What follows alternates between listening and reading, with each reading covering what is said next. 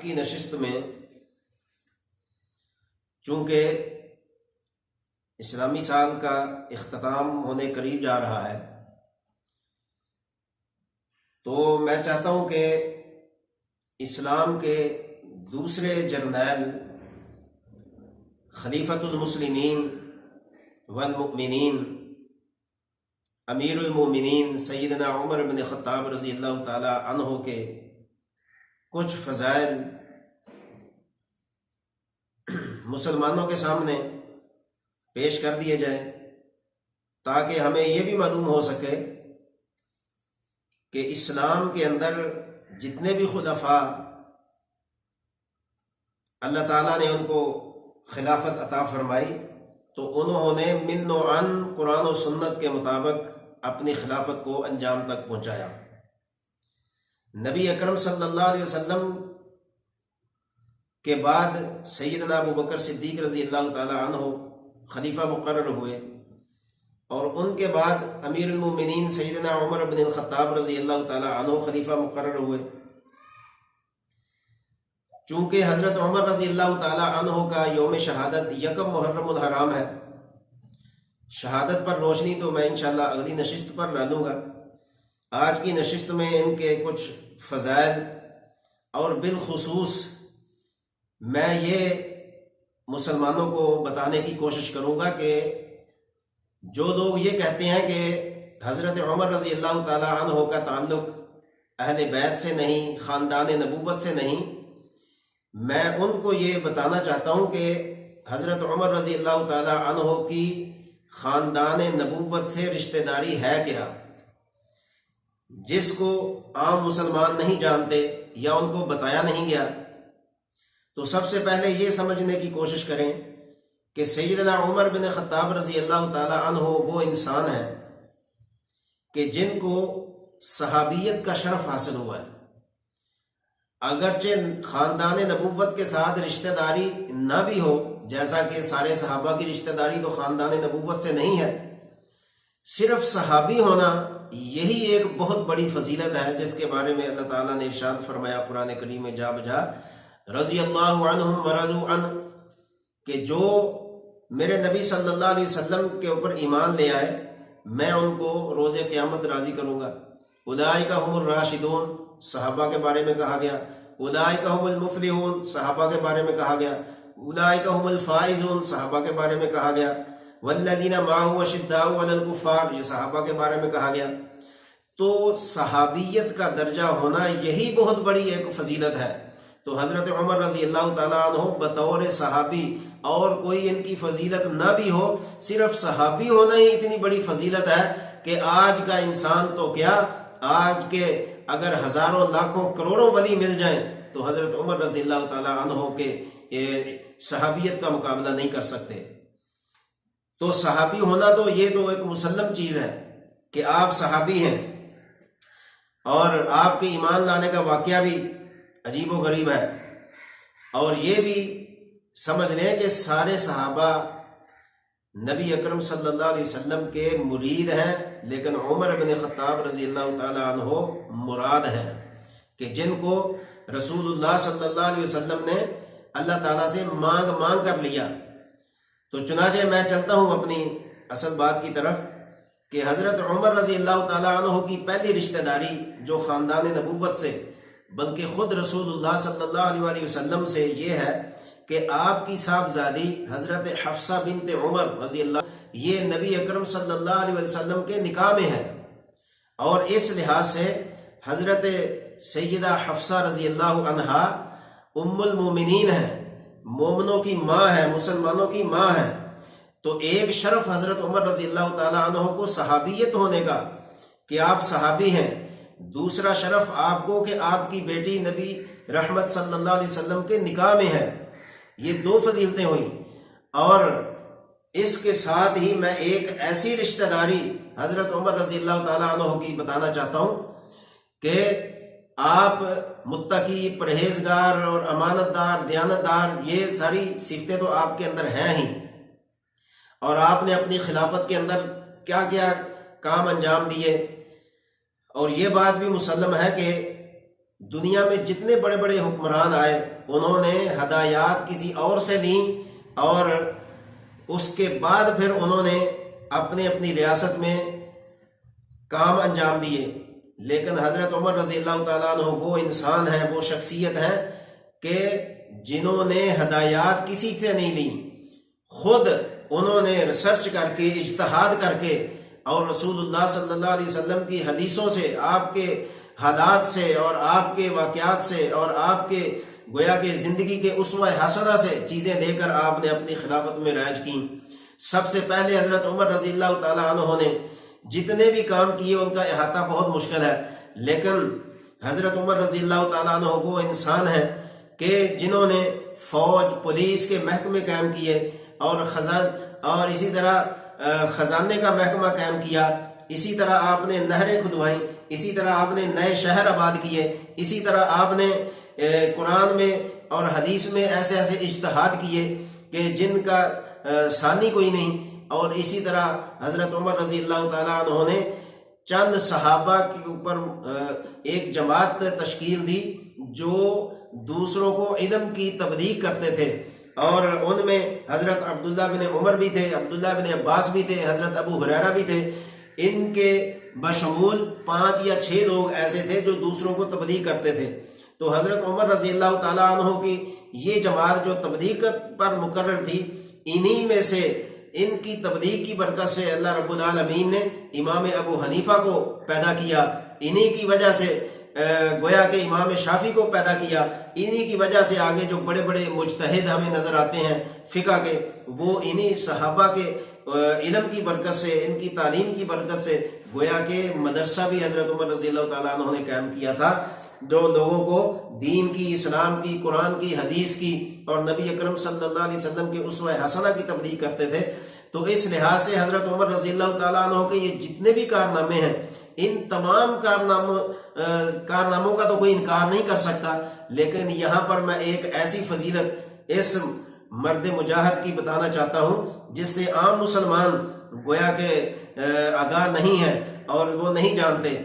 وہ میں یہ ثابت کرنا چاہتا ہوں کہ حضرت عمر رضی اللہ تعالیٰ عنہ کی رشتہ داری حضرت علی رضی اللہ تعالیٰ عنہ سے بھی ہے۔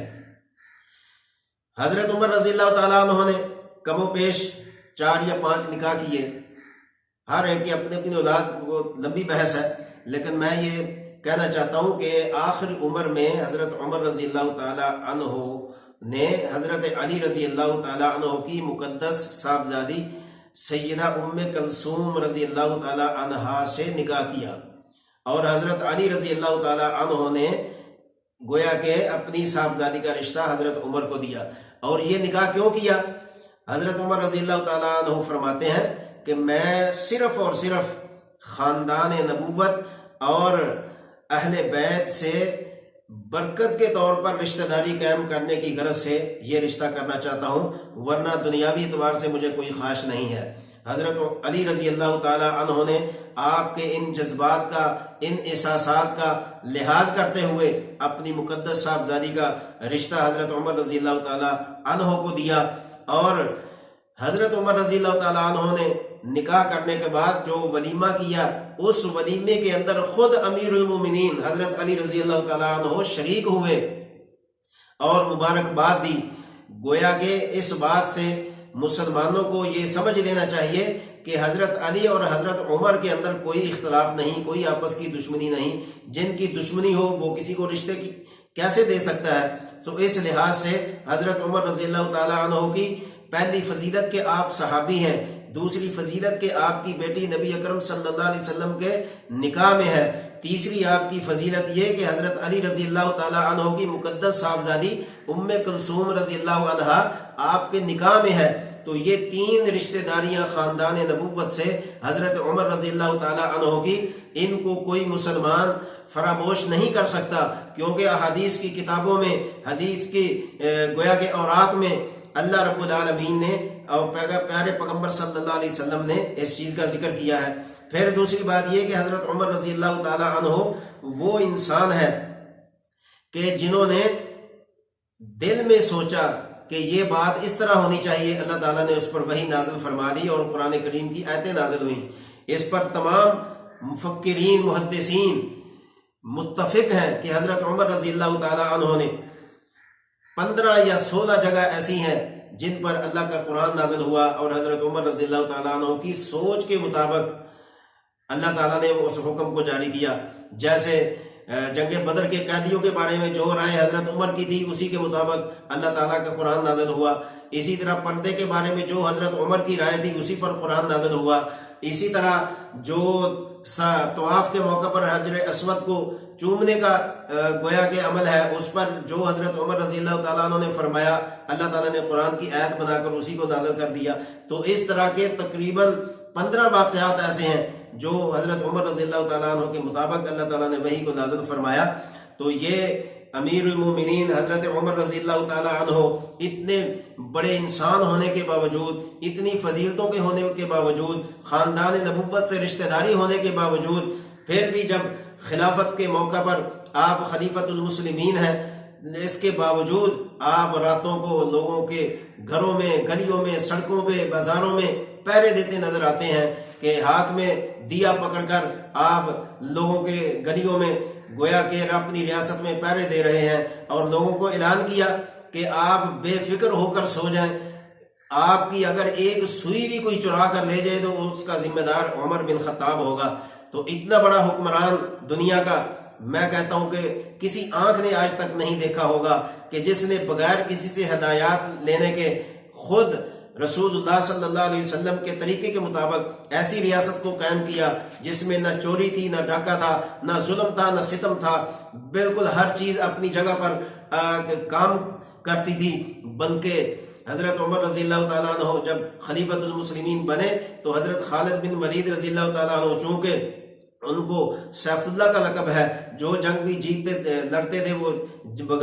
بغیر غلبے کے واپس نہیں آتے تھے، تو کچھ لوگوں کی سوچ یہ ہو گئی کہ خالد بن ولید کی وجہ سے تو ہر جنگ میں فتح ہو جاتی ہے، ہو سکتا ہے کہ خالد اگر جنگ نہ لڑے تو فتح نہ ہو۔ تو حضرت عمر رضی اللہ تعالیٰ عنہ کو پتہ چلا تو آپ نے حضرت خالد بن ولید کو معزول کر دیا، فرمایا کہ خالد بن ولید کی وجہ سے فتح نہیں ہوتی، فتح تو اللہ اور اس کے رسول صلی اللہ علیہ وسلم کی برکت سے ہوتی ہے۔ اسی طرح حضرت سعد بن ابی وقاص رضی اللہ تعالیٰ عنہ نے ایران کو فتح کیا تو لوگوں نے کہا کہ ایران تو سعد بن ابی وقاص نے فتح کیا ہے، تو حضرت عمر رضی اللہ عنہ نے حضرت سعد بن ابی وقاص کو معزول کر دیا، فرمایا میں کوئی ایسی سوچ نہیں اپنانا چاہتا جس پر اللہ کی ذات سے ہٹ کر دوسرے کے اوپر گمان پیدا ہو کہ فلاں کی وجہ سے ہمیں فتوحات مل رہی ہیں۔ لیکن اس کے باوجود حضرت عمر رضی اللہ تعالیٰ عنہ ایک ایسا انسان تھا، ایک ایسا امیر المومنین تھے، ایک ایسے گویا کے مرد مجاہد اور مرد قلندر تھے کہ جنہوں نے کسی سے ہدایات لیے بغیر اتنی بڑی حکومت قائم کی اور اس پر امن اور سکون قائم کیا۔ اس وقت کے جو حکمران تھے، جس طرح رستم کا نام آتا ہے، نوشیروان کا نام آتا ہے، ہلاکو اور چنگیز کے نام آتے ہیں، یہ جتنے بھی بڑے بڑے حکمران دنیا سے ظلم و ستم کر کے گزرے ہیں، ان کے مقابلے میں حضرت عمر رضی اللہ تعالیٰ عنہ کی تاریخ میں یہ ہے کہ پوری دنیا کے مورخین متفق ہیں کہ اگر حضرت عمر رضی اللہ تعالیٰ عنہ 2 سال تک مزید زندہ رہ جاتے تو دنیا سے کفر، شرک، بدعت اور ہر قسم کی نافرمانی کا خاتمہ ہو جاتا، لیکن اللہ کی ذات کو یہی منظور تھا۔ بہرکیف میں اس پروگرام کو اور اس نشست کو گویا کہ اختتام کی طرف لے جانا چاہتا ہوں۔ تو ہمیں یہ معلوم ہونا چاہیے کہ حضرت عمر رضی اللہ تعالیٰ عنہ کی ذات ایک ایسی ذات ہے جس نے اس دنیا کے اندر اپنی حکمرانی اس طریقے سے قائم کی کہ ذرہ برابر بھی اس میں جو ہے بے ایمانی کا شبہ بھی پیدا نہیں ہو سکتا۔ اور حضرت عمر رضی اللہ تعالیٰ عنہ ہی وہ شخصیت ہے کہ